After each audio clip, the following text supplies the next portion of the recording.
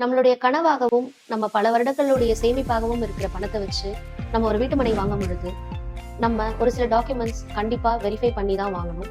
First பார்க்க வேண்டிய document அந்த ப்ராப்பர்ட்டியோடைய டைட்டில் டீட். செகண்ட், அந்த ப்ராப்பர்ட்டிக்கான என்கம்பரன்ஸ் சர்டிஃபிகேட், தமிழ்ல வில்லங்க சான்றிதழ் அப்படின்னு சொல்லுவாங்க.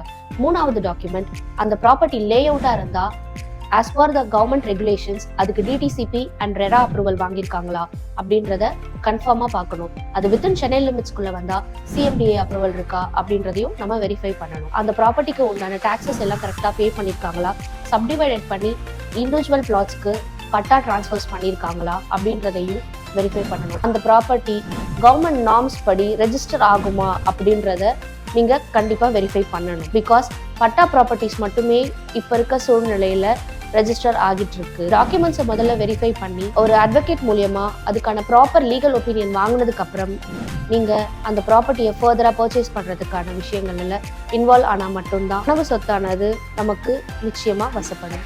மேலும் இது போன்ற சொத்து தொடர்பான சந்தேகங்களுக்கும் விளக்கங்களுக்கும் VGP ஹவுசிங் யூடியூப் சேனலை சப்ஸ்கிரைப் பண்ணுங்க.